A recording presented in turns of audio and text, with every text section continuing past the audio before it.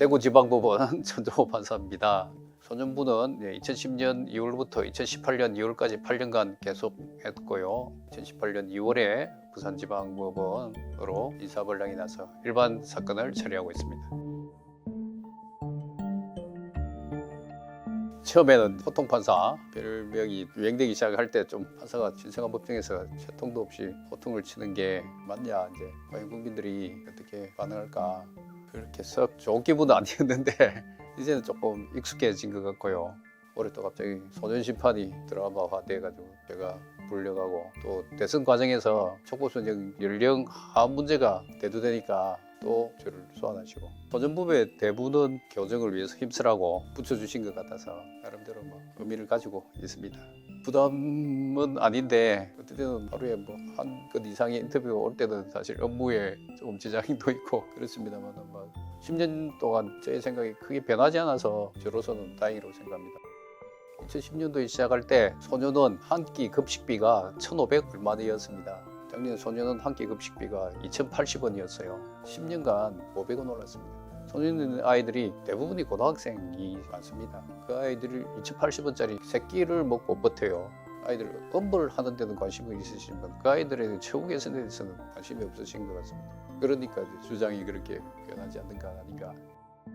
창원에 있을 때는 많은 판사님들이 도와주시려고 했던 분이 많았습니다. 검사님들 몇 분은 저한테 농담 반 진담 반으로 정치하려고 하는 거 아니냐는 식으로 제가 하도 많이 들어가지고 그 얘기를 왜 없습니다. 할 것 같으면 기회가 많았는데 벌써 나갔을 건데요. 저는 어떤 특출한 능력이나 업적이 있어서 그렇게 된 것은 아니지 않습니까? 2013년도에 다큐멘터리 학교의 눈물에서 호통치고 안대 안 바꿔줘 하는 그 소위 말하는 짤 때문에 유명해졌고, 그것을 제 사적인 뭔가를 이루기 위해서 이용한다면 저로서는 그게 좀 납득이 안 될 것 같아서 인지도가 높아진 것은 아무도 지지해 줄 사람이 없는 이 아이들에게 대변인 역할을 해라고 그렇게 생각해서 계속 이 일을 하고 있습니다.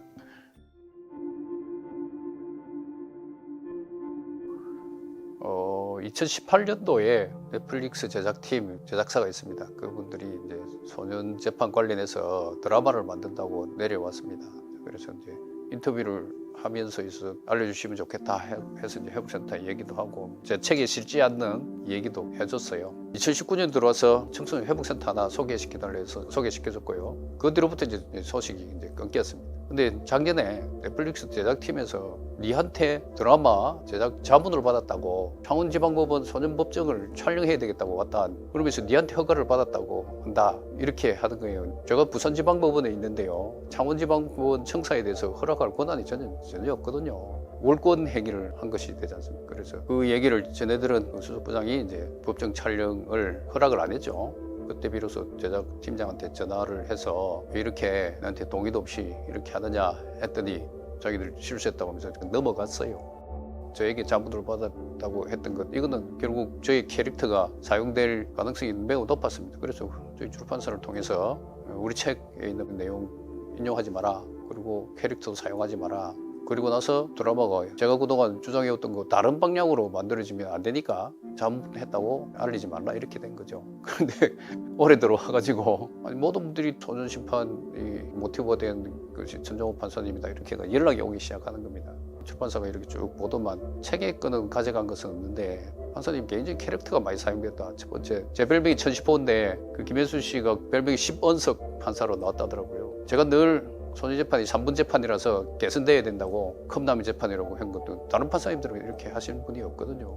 그 다음에 4화, 5화에 보면 청소년회복센터에서 아이들이 집단 이탈하는 사건이 나옵니다. 청소년회복센터라는 대안가정이라는 제도를 제가 시작했거든요. 이 제도가 국가에서 받아들이기를 원했기 때문에 거기에서 불미스러운 일은 제가 쓴 책에 그 언급은 안 했거든요.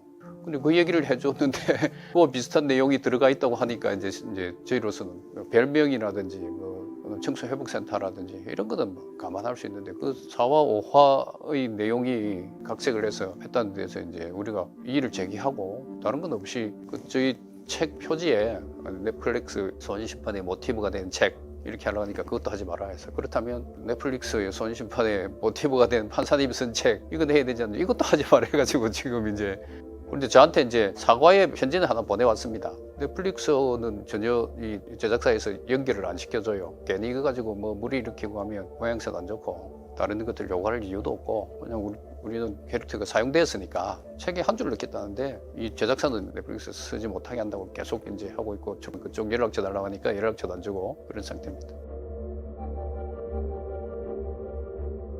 그게 교정정책을 잘 써서 그런 게 아니고 가장 큰 변화는 저출산으로 인해서 소년 사건 수가 절반가량 줄었습니다. 2010년도에 중국 소년 사건 수가요 12만 건에 달했는데 작년 기준으로 하면 한 6만 건 정도 전국적으로 발생하고 있습니다. 10년 전이나 지금이나 소년 관련 기관 교정정책은 변함이 없다고 생각하거든요. 여전히 소년원 숫자는 10개에 불과하고 소년분류심사원은 하나밖에 없고 소년교도소도 여전히 하나이고 그 다음에 10년간 제가 소년재판하면서 아이들에 대해서 처우 개선을 해왔습니다만은 국민들의 비행성에 대한 혐오감은 날로 높아져 가고 있는 것을 보면 큰 변화가 없는 것 아닌가.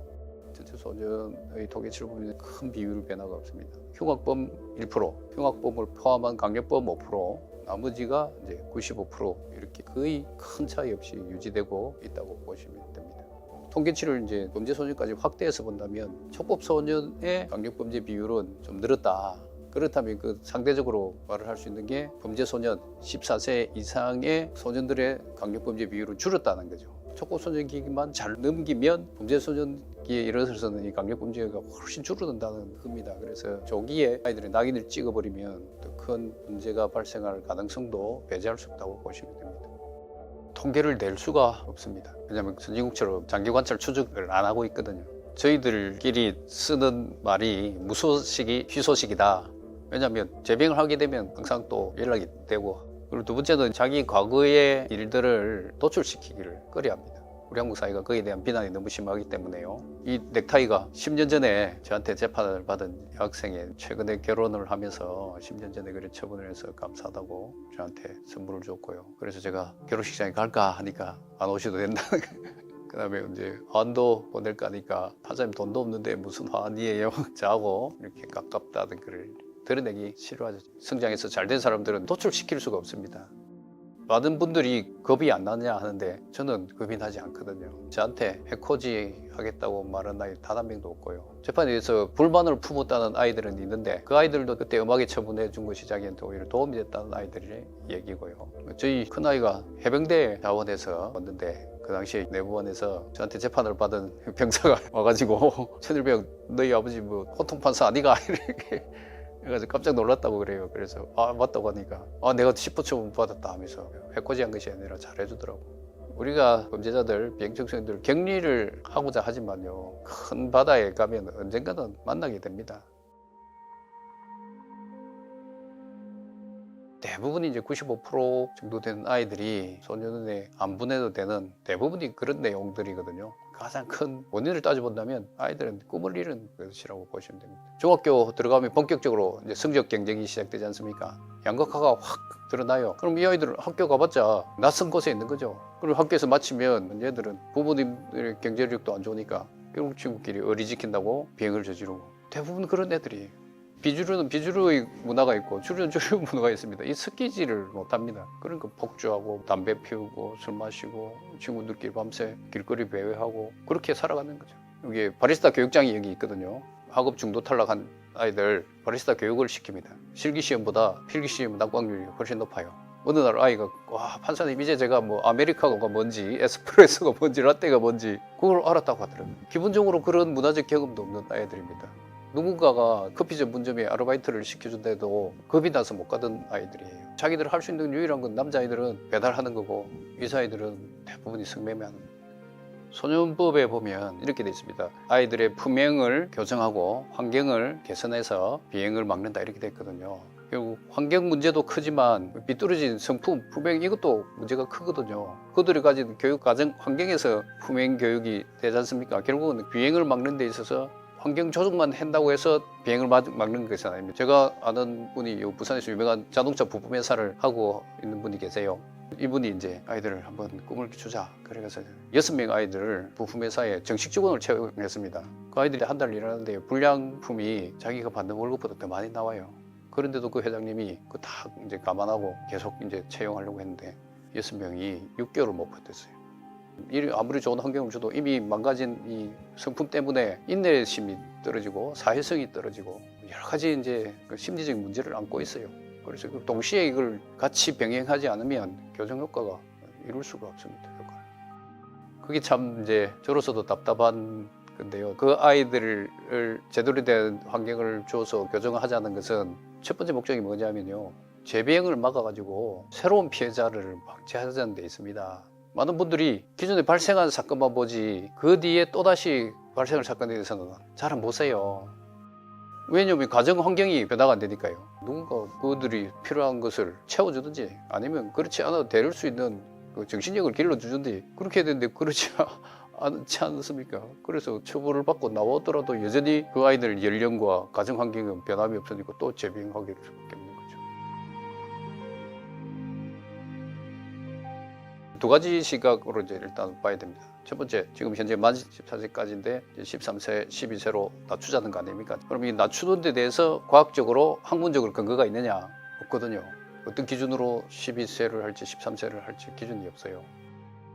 다수의 국가가 14세를 정하고 있기 때문에 그렇게 하는 겁니다. 생물학적이고 과학적이고 학문적인 근거는 없습니다. 촉법소년 연령을 정하는 것은 결국 그 시대, 그 국가의 사정과 상황에 따라 정할 수밖에 없는 거고요. 그래서 국민들의 폭넓은 의견을 수렴해서 해야 될 문제라고 생각합니다. 예, 저도 낮추는 근거가 저는 아직 명확하지 않다는 입장이라서 반대하는데 단 모든 국민들이 바꿔야 된다면 반대할 생각 없고 반대할 수도 없죠. 하향을 하게 되면 두 번째 문제는 몇 살까지 하향할 거냐 그런 문제가 생겨요. 그럼 13세까지 하게 되면 12세 아이들이 또 강력범죄 저지르고 흉악범죄 저지르면 또 어떻게 할 겁니까? 비행청소년들에 대한 이 혐오가 어디냐면 강력범죄, 흉악범죄에 대한 건데 나머지 95%에 대한 이 비행청소년들 도매금으로 같이 넘어가서 이 아이들이 처우 개선을 하는 데 있어서 가지고 전혀 도움을 안 주고 있단 말입니다. 환경 조정을 해주면 그 비행에서 돌아올 애들이 많은데 소위 말하는 복불복으로 좋은 부모님, 좋은 가정에서 만나면 안락한 생활을 할 수 있는 이런 사회구조, 그런 사회구조는 우리가 지향하는 정의가 아니지 않습니까? 아니 저는 엄벌주의가 아니고 엄정하게 하자는 겁니다. 처벌한 이후에는 절대로 아이들에 대해서 선입견이나 전과자를 낙인으로 접근하지 말자는 겁니다. 제가요 1010호라는 별명을 가진 이유가 전국에서 소년부 판사 중에서 가장 무겁게 제가 처분을 내린 사람입니다. 그거로 인해 가지고 지적도 받았고요. 경고도 받았습니다. 촉법소년의 경우에 좀 강력범죄 저지르면 2년 1 최장기라면 국민들이 못 받아들이시잖아요. 저도 그 부분 잘 받아들이기 어렵습니다. 그래서 엄정하게 처벌합니다. 예, 그거는 실제로 해봐야 될 문제고요. 거기에 따른 연구 결과가 없기 때문에 뭐라고 말씀드릴 수가 없습니다. 2008년도에 이미 촉법소년 하는 12세에서 10세로 내렸어요. 옛날에는 12세에서 14세까지였단 말이에요. 그때 사건이 폭증했습니다. 그 2010년도에 12만 건까지 간 가장 큰 이유가 연령을 10세까지 내린 탓도 있습니다. 만약에 이렇게 내리게 되면 그 아이들이 법정에 서잖아요. 그럼 자기가 처분을 적게 받기 위해서 어른들이 하는 그 절차가 그대로 갈 겁니다. 쉬운 문제가 아니거든요. 그래서 연령이 낮아지고 난 뒤에 일어날 수 있는 악영향들 충분히 토의를 거쳐서 거기에 대책을 세운 다음에 이제 해야 된다는 입장이죠. 세 번째는 12살로 낮추면 12살 아이들도 소년교도소 가잖아요. 소년교도소가 전국에 하나 있습니다. 그 소년교도소 몇 살까지 있냐면 24세까지 있거든요. 전국이 좀 폭도 24살 되면 거기 갈 수가 있는데 12살짜리 아이가 거기 24살 저 폭도를 같이 섞어서 생활하게 한다. 그게 말이 됩니까? 교도소 늘려야 됩니다. 지금. 적어도 12세에서 15세, 15세에서 18세 연령별로 아이들이 생활할 수 있도록 해야 됩니다. 또 여자아이들을 위한 소년교도소는 없어요. 성인들하고 같이 생활하거든요. 제가 한 아이를 징역 1년 6개월을 선고한 애가 있습니다. 여자인데. 걔가요 임신한 상태에서 거기 재판을 받았어요. 처분받고 그 안에서는 출산을 했습니다. 출산한 아이도 똑같이 엄마와 같이 1년 6개월을 교도소에 생활했습니다. 그래서 제가 국민들한테 늘 부탁드리는 게 시설부터 좀 확충도 동시에 하자. 장애인 시설조차도 못 들어오게 하는 우리나라 모습 아닙니까? 소년교도소를 짓는다면 지금 어디에 짓겠습니까? 소년은 여자 소년은 2개입니다. 2개. 전국에서 모인 아이들이 확률이 2분의 1로 거기서 또 만나게 됩니다.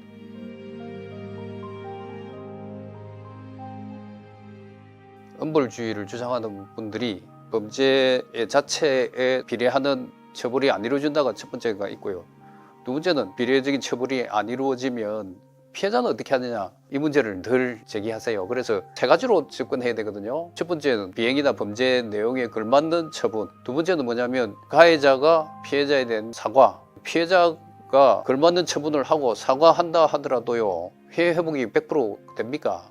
예를 들어서 한 아이가 범죄로 죽었다 해보십시다. 그럼 그 유족들, 피해자들은 그 죽음을 회복할 수 있는 그 어떤 것도 없어요. 그렇다면 지금 국민들께서는 엄벌만 하면 피해자를 위해서라고 하시는데, 그거는 해가지고 한 방향밖에 안 되고요. 두 번째는 가해자들이 피해자에 대해서 사과를 하게 만들어야 되지 않습니까? 근데 엄벌을 하게 되면 사과를 하겠습니까? 그 진정성이 있다는 정도를 어떻게 판단할 겁니까? 저도 8년간 해봤는데 진정성이 있다는 것을 우리 어떻게 판단할 수가 없어요. 헐리우드 액션 한 애들도 많고요. 그 내면의 세계를 우리가 정교한 측정 장치를 가지고 하지 않는 이상은 측정 못 해야 됩니다. 진정으로 사과를 해도 피해자가 그 만족 못한 경우도 좀 많이 봤습니다. 우리가 봤을 때는 법정에서는 진정으로 사과했는데 돌아서면 철없이 또 친구들하고 웃는단 말입니다. 그러면 진정으로 사과가 그 법정 바깥에 어떻게 연결돼야지만 이 진정으로 사과했음을 우리가 보여주겠습니까? 그 사람을 쫓아다니면서 평생에 그걸 할 수도 없는 거 아닙니까? 이상적인 그 표현입니다. 결국은 진정으로 사과는 피해자가 만족해야 되거든요. 전 세계적으로 아무리 높은 처분을 하더라도, 아무리 여기서 사과를 하더라도 만족이 안 됩니다.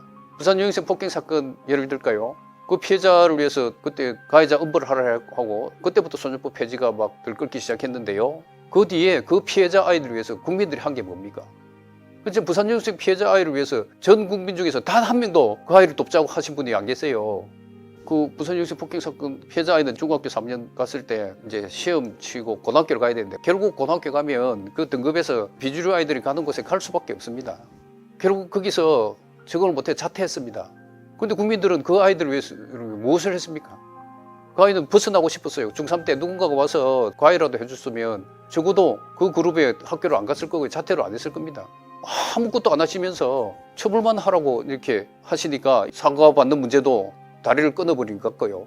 그것도 맞아 안 되면 우리가 그 피해자를 품고 범죄 피해자 구조법을 활성화시키든지 사회 전체적으로 피해자한테 재건부를 마련해서 그렇게 하셔야 되는데 안 하시잖아요. 전환교도소가 하나 있었는데 그것도 폐지시키고 기존에 있는 것마저도 폐쇄한다는 그거는 저는 좀 받아들이기 어렵고, 공간이 좁으면 서로 부딪힐 수밖에 없지 않습니까? 교정학자들이 말을 하기를 정원의 한 70%가 가장 교정하기 좋은 상태다, 그렇게 얘기하더라고요. 아무리 그 시설 확충을 하자 해도 국민들이 일단 님비 현상 때문에 시설 부지 찾기가 어렵고, 그다음에 정책하는 분들이 그렇게 적극적인 의지가 없으신 것 같아요. 이제 소년 사건에서 구치소 역할을 하는 것이 소년분류심사원입니다. 소년분류심사원이 독립된 시설은 안양에 하나밖에 없고요. 서울 경기 일대에 하나밖에 없다는 것은요, 그 서울 경기 지역 아이들은 다 섞인다는 거죠. 그 네트워크가 된다는 거죠. 부산, 울산, 경남도 부산에 하나밖에 없습니다. 이것은 정식기관이 아닌 소년원 옆에 방을 빌려서 대행하고 있습니다. 대구 경북 지역도 하나, 부산, 울산, 경남 하나, 그 다음에 광주 저쪽 지역도 하나, 이렇습니다. 부산, 울산, 경남 아이들은 비행청소에 자기들끼리 다 알아요. 그래서 소년재판할 때 가장 염두에 둬야 될 게 이 그룹을 깨는 거거든요. 계보가 있어요. 저도 모르는데 자기들은 다 알아요. 그래서 어느 아이를 지금 법정에 부르고 싶다 하면 한 다리만 걸르면 다 연결돼요. 그래서 자기들끼리 페북해가지고 야 빨리 법정에 가라 이런 애들도 있고. 소년교도소가 제가 몇 년 전에 조사를 했을 때 7개, 그 다음에 소년원이 52개, 소년분류심사원이 52개, 일본 교토에 있는 소년감별소에 제가 방문도 했습니다. 한 방에 한 명만 있습니다. 사전에 재판 초기부터 섞는 것은 너무 교육에 문제가 크기 때문에.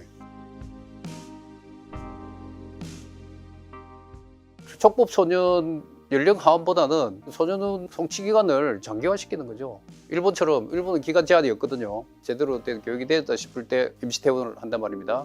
임시퇴원 제도는 일본에서는 상당히 도움이 돼요. 왜냐하면 12살이 들어가면 적어도 6년 있어야 되는데 중간중간에 그 평가를 해서 이제 사회로 돌아가면 재병을 하지 않겠다, 그런 판단이 있어가지고 임시퇴원을 하게 되는데, 우리는 그게 아니고 과밀화라든지 소년원 직원 수 부족, 이 시설 운영을 하기 위해서 어쩔 수 없이 국려지책으로 임시퇴원 제도가 이렇게 이루어지고 있거든요. 100% 뭐 아이들이 악용하는 것은 아니지만 악용될 소지도 충분히 있습니다. 2년을 우리가 선고하잖아요. 2년을 선고하면 2년 다 채운 애들 없습니다. 왜 그러냐면 아이들이 풀로 24개월 머문다면 그 안에서 소년 선생님들 말 안 듣습니다. 그야말로 개판으로 생활하고 나옵니다.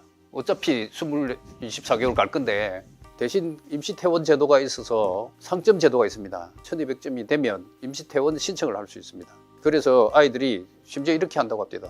저 여기 선생님 보시면 호주머니에 휴지를 넣고 있다가 공전에 떨어뜨려 놓고 가까이 오면 주워요. 그럼 선생님 상점 1점. 진정한 평가가 안 되고 있거든요. 그런데 직원들 수가 부족하다 보니까 그렇게라도 안 하면 이 소년원을 유지를 못 합니다. 그래서 제가 더 이상 그런 부분은 잘 얘기를 안 했습니다. 소년 선생님 너무 고생하시니까. 범죄나 비행에 대해서 그에 비례하는 처분을 해야 되는 것은 정의의 원칙상 맞습니다. 하지만 우리가 어떻게 조치를 취하느냐에 따라서 새로운 피해자의 발생을 방지할 수가 있습니다. 엄정한 처벌도 필요하고 그 다음에 가해자가 피해자에게 진심 어린 사죄를 할 수 있는 길도 마련해 놓아야 되고 세 번째는 회복되지 않는 피해는 우리 국민이 함께 짊어지고 가야 된다고 생각합니다. 이러한 점을 다 고려하셔서 우리가 그들에게 좋은 어른이 될 수 있는 길이 뭔지 또 그들로 하여금 좋은 사회구성원으로 돌아오게 할 수 있는 길이 뭔지를 고민하는 측면에서 소년법을 알아봐 주시면 좋겠습니다.